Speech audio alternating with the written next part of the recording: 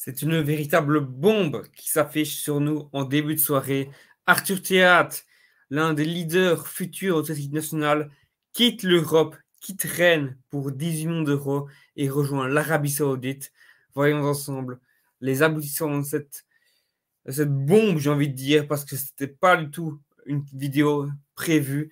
Et on va directement parler de ça ensemble ce soir, en ce début de soirée, parce que vraiment, ça m'intrigue du plus profond de moi ce qui vient de se dérouler aujourd'hui. Fabrizio Romano, justement, l'annonce. Il signe un contrat jusqu'en 2027 avec une année en option. On est vraiment tous choqués en tant que Belges aujourd'hui quand on voit l'Euro qu'il a réalisé. On a autant le premier match il n'a pas joué, mais dès qu'il est revenu, ça a été l'un des leaders, qui a amené de la grinta sur ce côté, qui a toujours mouillé le maillot, qui était toujours là. Et ça me surprend vraiment aujourd'hui qu'un joueur comme Arthur Théâtre, qui a amené justement avec cette retraite de Jan Vertonghen, à prendre justement cette relève en tant que joueur pied gauche, à prendre cette relève dans l'axe de la défense et avoir, pourquoi pas, un De Kuiper reprendre à gauche, pardon, dans les années futures. Un mec comme ça, de 24 ans, qui part déjà du côté de l'Arabie Saoudite, ça me déçoit énormément. 24 ans seulement aujourd'hui. Alors qu'on peut le voir, West Ham était intéressé par lui. West Ham, ça aurait été vraiment un truc intéressant, un projet qui est en plein développement, qui permettrait franchement à des joueurs d'avoir un tremplin vers de plus grands clubs de Première Ligue. Mais non, aujourd'hui, l'appel de Pioli a été plus intéressant. Non, on va arrêter de foutre de, on va arrêter de foutre, je vais arrêter de foutre de vous. C'est l'argent, tout simplement. Aujourd'hui, il faut arrêter de foutre de nous. Il y a beaucoup de joueurs qui veulent aller là-dedans. Le championnat devient de plus en plus fort, ok. Mais l'argent, globalement, est de plus en plus tentant. Voilà, simplement. Aujourd'hui, c'est triste à dire, mais le football n'est plus que ça. On demande de l'argent, toujours plus d'argent, toujours plus d'argent. Et voilà, même aujourd'hui, à 24 ans, tu as déjà envie de partir. Autant Castel, ça me mettait mal. Mais je me disais, il a 33 ans, c'est comme ça. Mais voilà, ça fait très très mal de se dire aujourd'hui qu'un joueur comme ça veut déjà partir de l'Europe, veut déjà rejoindre un championnat pour de l'argent alors qu'il a 24 ans, il a des clubs qui pourraient être intéressés par lui, je ne sais pas moi. Je trouve un projet comme Manchester United, comme West Ham, on en parlait, pourrait vraiment être intéressant pour lui. Alors que je trouvais que franchement, depuis le début de sa carrière, Théâtre, c'est quelqu'un qui avait franchi les étapes. Il avait pas brûlé les étapes, il a justement été calmement. Il avait quitté le Standard très jeune parce qu'il voulait le temps de jeu. Il est parti au Stand.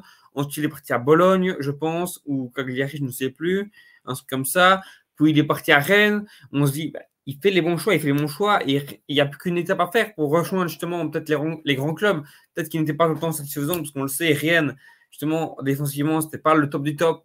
Mais ça reste quand même Rennes, ça reste un club qui permet d'aller justement d'attirer l'attention, de pouvoir aller plus haut, comme on a vu un petit Doku, même si Doku sortait de longues blessures, il avait quand même un profil intéressant. C'est ce que Thiago, je pense, peut être, mais non. Tu pars directement du côté de l'Arabie Saoudite, un contrat de 3 ans, et pour moi, sur ce là ça va être très compliqué, très compliqué, oui et non, parce que lui, je pense pas qu'il aura envie de partir, évidemment. J'ai pu en parler dans la vidéo que vous avez pu voir aujourd'hui, justement, je parlais de Carrasco.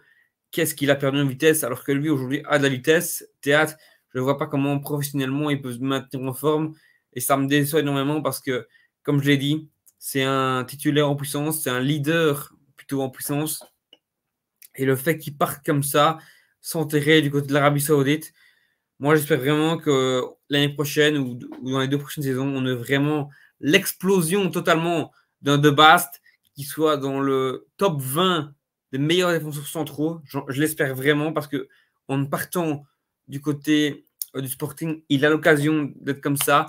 Un De Bast, Diomande, ça a vraiment de la gueule. Et franchement, j'espère vraiment que De Bast puisse monter en puissance, que pourquoi pas des Spiller, des Matt Smets, comme j'en ai parlé, puissent monter en puissance et que vite fait, hop, moi je dis, terminé, t'es parti là-bas, tu dégages, moi je veux plus de toi. Alors certes, ça va beaucoup jaser, ça reste un leader, ça reste un bon joueur, ça reste quelqu'un qui a de la grinta, oui, mais justement, ça fait partie des choses de carrière. Si tu veux pas te maintenir en forme, te maintenir dans le rythme, je suis désolé.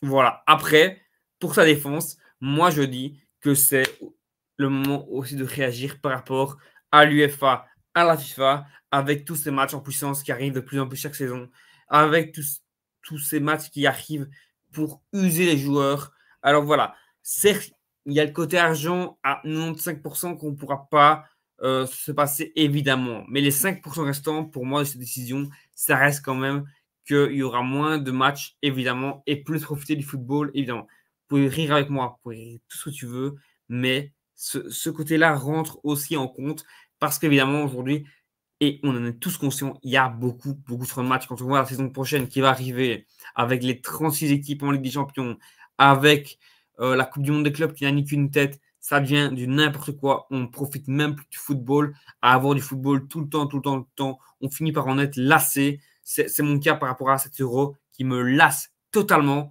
Mais bon, je pense que cette petite vidéo, j'espère qu'elle vous aura fait plaisir.